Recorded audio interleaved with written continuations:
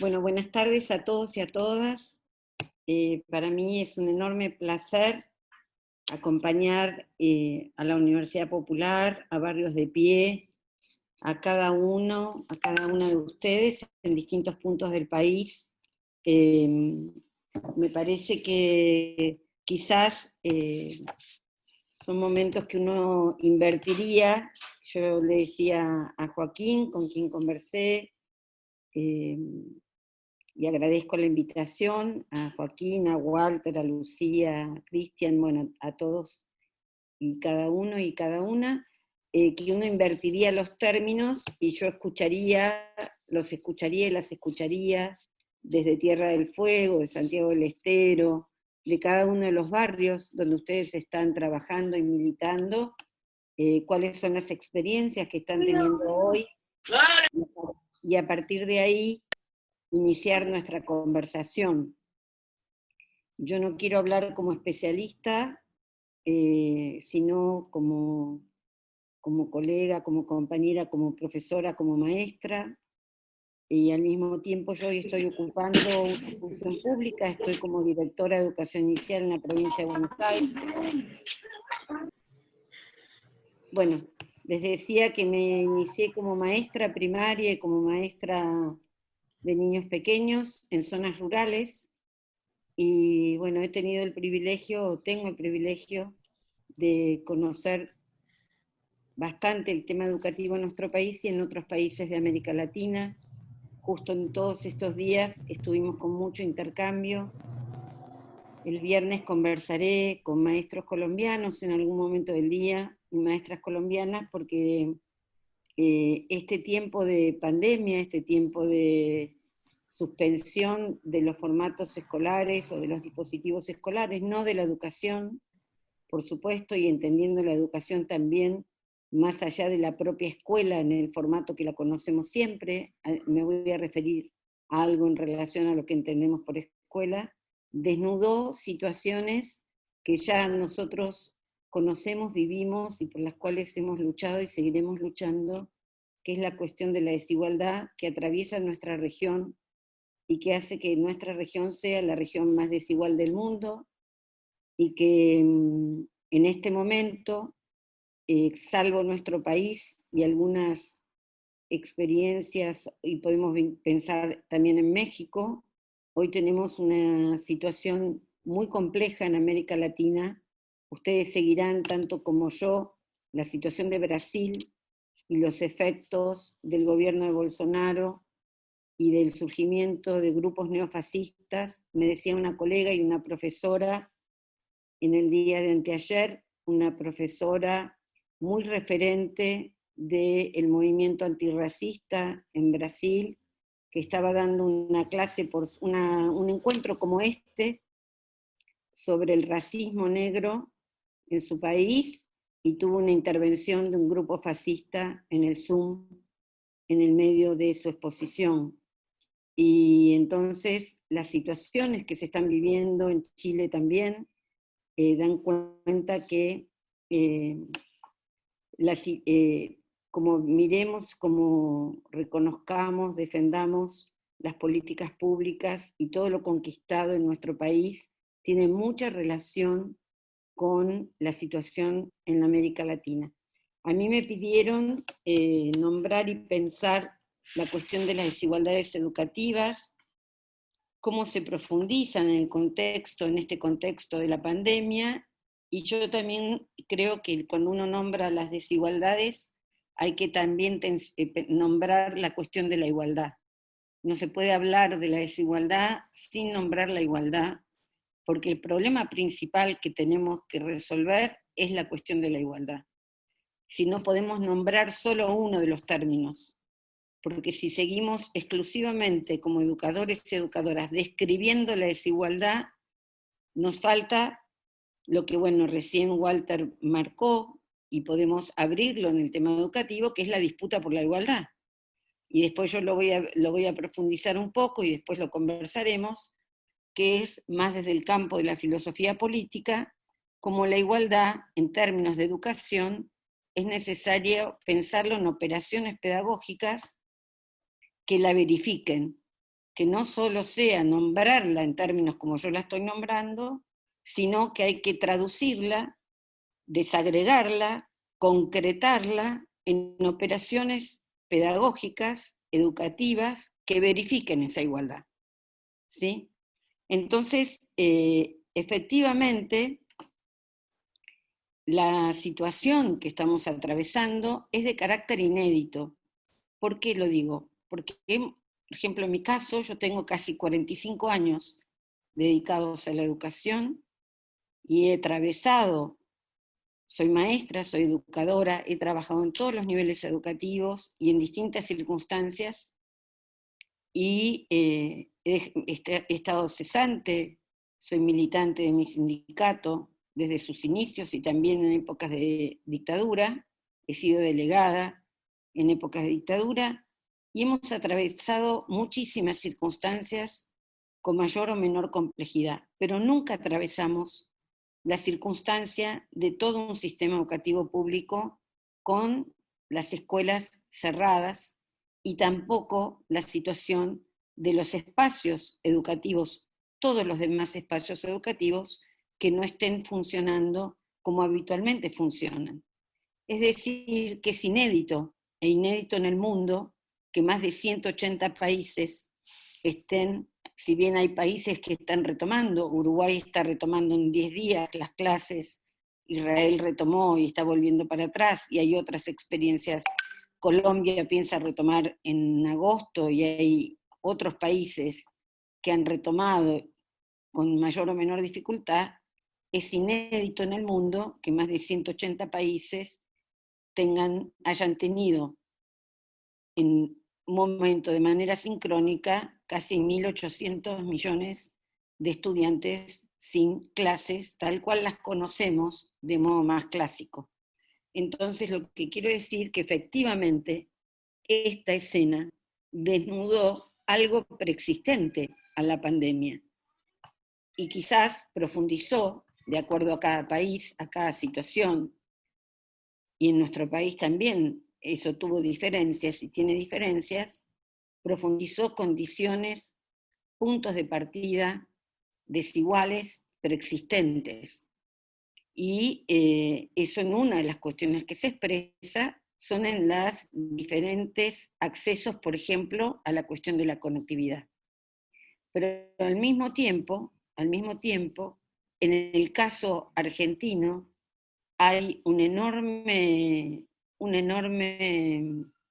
caudal, o diría ahora, ya me va a venir el término exacto, una enorme potencia educativa en sus docentes, sean profesores, maestros y maestras, y en los educadores populares, educadoras y educadoras populares. ¿Qué quiero decir? Que si bien nosotros tenemos una parte de niños, adolescentes y jóvenes y adultos y adultas que no tienen conectividad porque hubo un desmantelamiento intencionado y un arrasamiento intencionado durante estos 4 años de gestión macrista que tuvimos en el gobierno pasado, al mismo tiempo es algo casi excepcional, no diría excepcional, pero es un rasgo de nuestro país, que no es así en todos los países, que hay un cuerpo de profesores y profesoras y educadores y educadoras con una enorme potencia que en todo este tiempo ha inventado y reinventado formas educativas para sostener lazos, incluso a pesar de las condiciones de desigualdad en las cuales nos encontramos. Eso no resuelve la temática de la desigualdad social, ni muchísimo menos. No resuelve los datos con los cuales recién Walter los planteó. Nos encontramos ahora y nos vamos a encontrar en la pospandemia. Ya hay datos en relación a la pobreza vinculados a la niñez, y ya sabemos que tenemos datos duros, muy complejos, entre manos, en función de lo que nos espera en la pospandemia, pero también necesitamos reconocer, por lo menos ese es mi punto de vista, que la situación de desigualdad que estamos enfrentando en términos del reparto de bienes simbólicos tiene a su favor quienes están enunciando una posición educativa en el campo de lo popular. Me parece también que en este sentido, cuando me preguntan cuál es el rol de la educación pública en esas disputas, el rol de la educación pública es central. Pero es central sobre todo porque tiene que dirimir el sentido popular de su educación. Y el sentido popular de su educación tiene que ver con qué conjunto de saberes. Es decir, cuando uno habla del vínculo y del lazo con los niños y niñas, adolescentes y adultos, no se refiere a un lazo, por lo menos lo que nosotros ponemos en discusión, no es un lazo que tiene que ver con un vínculo que esté por fuera de la distribución de saberes, de la distribución de conocimientos. Cuando nosotros hablamos de lazo, hablamos de un vínculo educativo que es el corazón del reparto de la igualdad.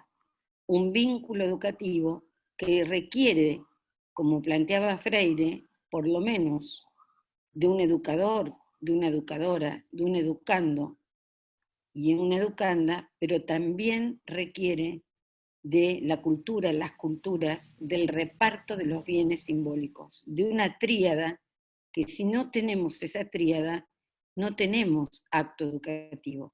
Y ustedes me podrán decir a mí, incluso mucho mejor que yo, cuáles son en sus experiencias políticas la dimensión pedagógica con la cual están trabajando. Porque todo acto político tiene una dimensión pedagógica, tiene una dimensión formativa, aunque no se la nombre necesariamente así.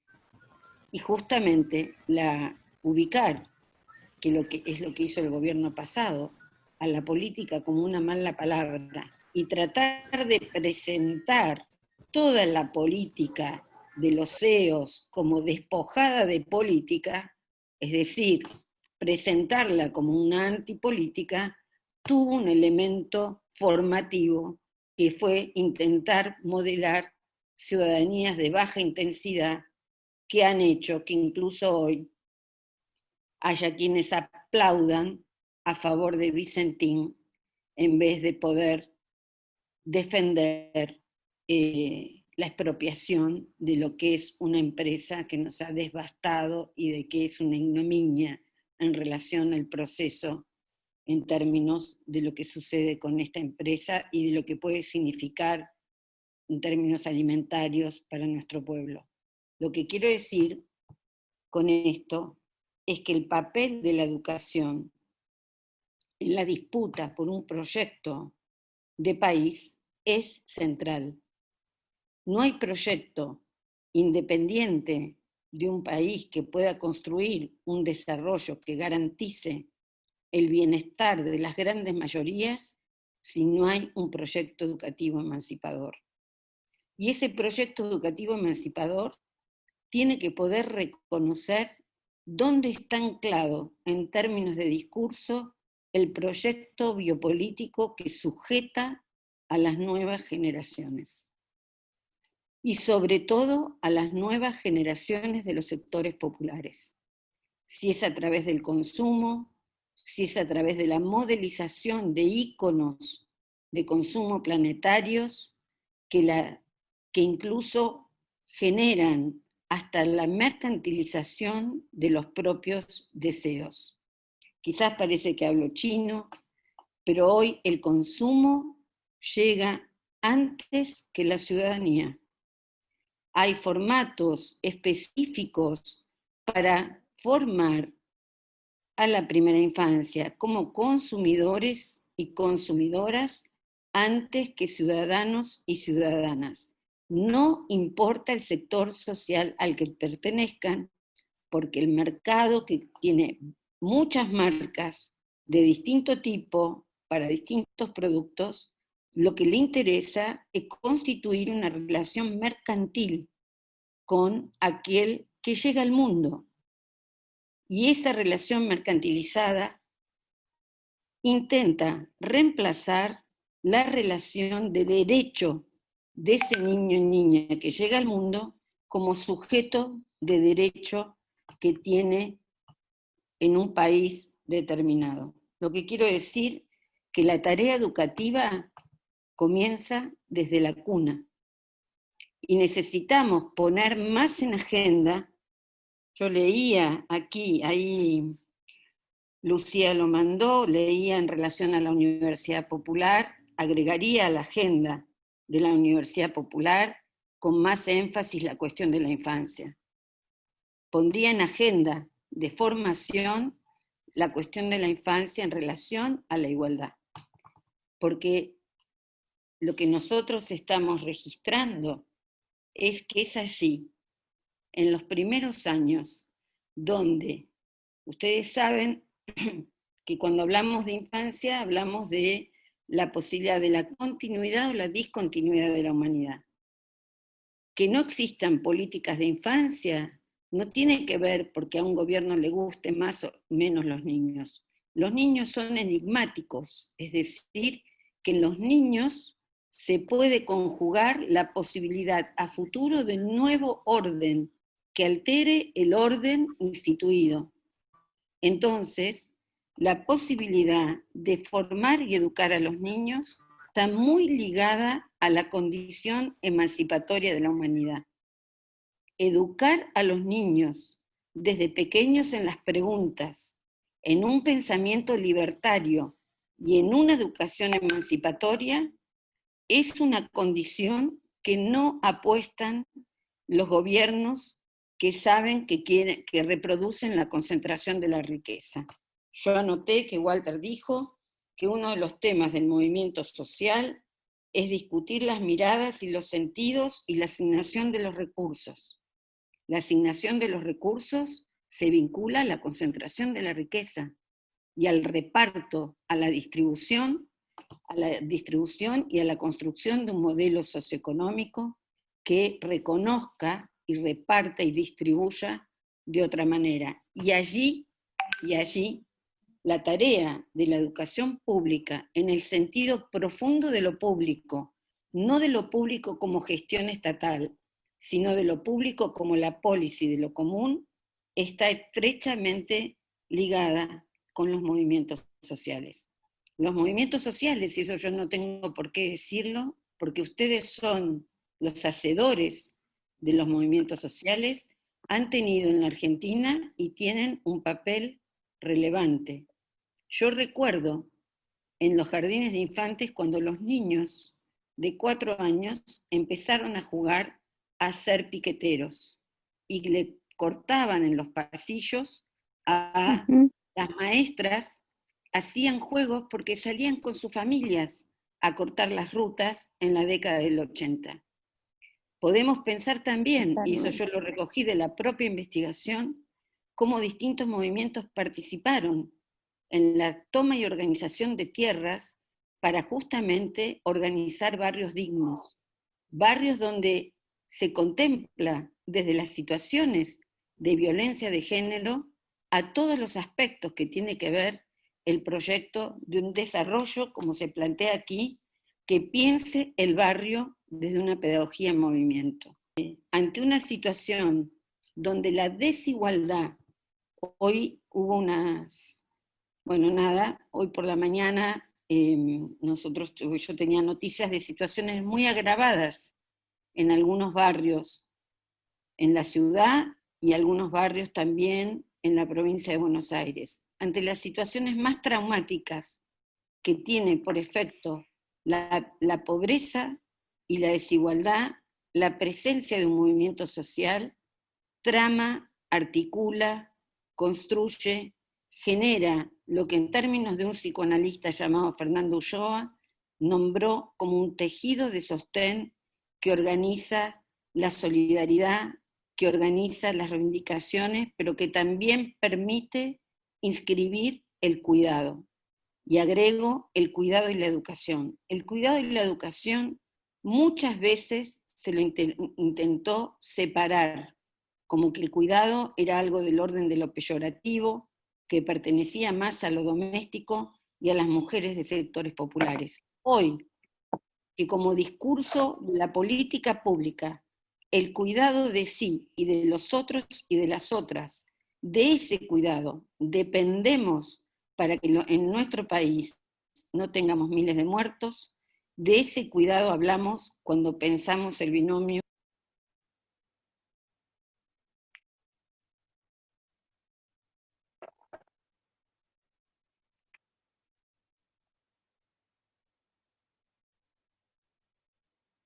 Perdón, Patricia, perdón, está sin micrófono, un segundito. Fíjate que se apagó. O Cristian, si lo podés. Ahí está. Ahí está. ¿Cuál es el rol de la educación popular en los tiempos que vienen? Me parece que la educación popular en los tiempos que vienen tiene que profundizar su debate y ampliar su glosario pedagógico. Es decir, no solo volver a estudiar a quienes estructuran el discurso de la educación popular, objetivamente, no solo volver a Freire, sino también volver a visitar a Simón Rodríguez en el siglo XIX, volver a visitar a quienes han compuesto los repertorios de la educación popular, recuperar a las mujeres que también son parte de la historia de la educación popular, sino también me parece que hay que discutir algunas categorías vinculadas, por ejemplo, al tiempo. ¿Qué reparto de tiempo produce el capitalismo? Si uno toma los datos a partir de lo que sucedió en Estados Unidos con el asesinato del último negro, de la población negra, cuando uno analiza los datos del racismo y de quiénes son los muertos que se lleva la pandemia en proporción en relación a los migrantes, a los trabajadores y los demás, el tiempo de vida es diferente de acuerdo a la posición social. Entonces allí tenemos un reparto de tiempo que excluye y también un reparto de espacio que excluye. La educación popular, además de los contenidos más freirianos que ofrece respecto a una posición más dialógica en el modo de enseñar, tiene que también asumir discusiones sobre el tiempo de la experiencia, que sería un tiempo aion, el tiempo kairos y el tiempo cronos. Es decir, de qué tiempo educativo necesitamos para la educación popular. ¿Qué papel tiene que jugar el lenguaje en el campo de la educación popular? ¿Qué papel tiene que jugar el arte en el campo de la educación popular? ¿Qué papel tiene que jugar la ESI, la educación sexual integral, en el campo de la educación popular? Yo creo que hoy estamos en condiciones, a partir de las décadas de acumulación de experiencias populares en educación, que la educación popular perfore el supuesto cerco que le hace tener una relación a veces excluyente con la escuela pública y haga que esa frontera con la escuela pública se torne porosa, donde las experiencias de los movimientos sociales fluyan hacia la escuela pública y la escuela pública también pueda ofrecer sus mejores prácticas y sus mejores sentidos hacia la educación popular en los marcos de otros tipos de espacios socioeducativos. Y ahí vuelvo para cerrar lo que considero que es necesario recuperar de la idea de igualdad. Hay una autora que ustedes deben quizás conocer seguramente, que es una feminista, tiene un concepto de hace muchos años que siempre vale la pena traer nuevamente, que es Nancy Fraser, sobre la igualdad compleja, donde ella dice que no basta hablar de igualdad, y ahora pasado mucho tiempo, y donde todo el movimiento feminista nos ha aportado en todos los sentidos elementos no solo para pensar, sino para batallar en el conjunto de los derechos sociales y políticos. Ella plantea que la igualdad requiere efectivamente de otra distribución, pero sobre todo requiere del reconocimiento. Entonces, me parece que pensar la educación popular requiere del el reconocimiento del sujeto popular. Hoy conversábamos con maestras de las condiciones de vida de padres y madres, de quienes componen hoy las familias de los sectores populares, y que ya hoy, y uno podría decir en todos estos días, no pueden quedarse aislados porque están teniendo que salir a trabajar en las condiciones que sean. Me contaban, me relataban situaciones que ustedes las conocen de todos los días. Padres que salen temprano a vender, vendedores ambulantes, que viajan desde el Gran Buenos Aires para ingresar a la ciudad o a donde sea y que están todo el día fuera de la casa, incluso en pandemia, para volver a la noche y no llegan a mirar lo que los niños tienen que hacer para acompañarlos en el trabajo educativo que les piden los maestros que hagan. Nos relataban de las situaciones de las mamás, que también ustedes conocen, de lo que está sucediendo cuando hay un solo celular en un grupo familiar, ya no hay datos móviles, hay 5 niños para hacer tarea, no hay conectividad, y la mamá también necesita y sale de algún modo a trabajar, y los niños se están quedando a cargo de los hermanos mayores. La pregunta es, desde mi punto de vista, pensando la tensión entre la desigualdad y la igualdad, que tenemos una disputa central que es avanzar hacia un proyecto que efectivamente genere otras condiciones de vida para el conjunto de nuestro país. Esto yo creo que entre todos no está en discusión. Pero en el campo educativo hay otra disputa, que es reconocer en las historias de vida de los sectores populares, de ustedes, de cada uno, de cada familia, de cada barrio, cuáles son los saberes de esas vidas cotidianas que es necesario que permeen, en este caso, las escuelas, las tareas, para ser recuperados, estudiados, narrados, reconocidos en una entidad y en una jerarquía que no sean ubicados desde la carencia, desde la subalternidad o desde una condición de vida precaria. No sé si me logro hacer entender, pero es decir, nosotros tenemos una disputa de carácter económico, pero tenemos una disputa de carácter simbólico. Podríamos decir que la biografía de Ramona, de la Villa 31, incluye su biografía, pero la de muchas Ramonas. La biografía de Ramona y de tantas Ramonas tiene que ser estudiada, pero no estudiada por lo que le sucedió, sino estudiada porque es digna biografía para ser estudiada. Y hay muchas biografías, narraciones, experiencias de los barrios, modos de vivir en la vida cotidiana, saberes, muchos saberes culturales que habitan nuestros barrios populares, que están negados, que requiere que la educación popular les haga lugar, les corra el velo y los enuncie desde esa entidad y los ponga a circular desde esas características. Bueno, solo estas ideas que quizás fueron muy desordenadas. La batalla por la desigualdad, estamos en un momento muy complejo en términos de pobreza, los datos como planteó Walter se va a agudizar, pero creo que estamos en condiciones políticas para profundizar esa batalla y que la discusión es de qué carácter es la igualdad que la sociedad argentina o que nosotros impulsamos para nuestra sociedad. En relación a la sociedad hay una hipótesis de trabajo importante que es que basta mirar las infancias de una sociedad para reconocer de qué sociedad hablamos. Y allí hay una batalla enorme que dar por las infancias. Cuando hablo de infancias, hablo de adolescencias y hablo también de jóvenes.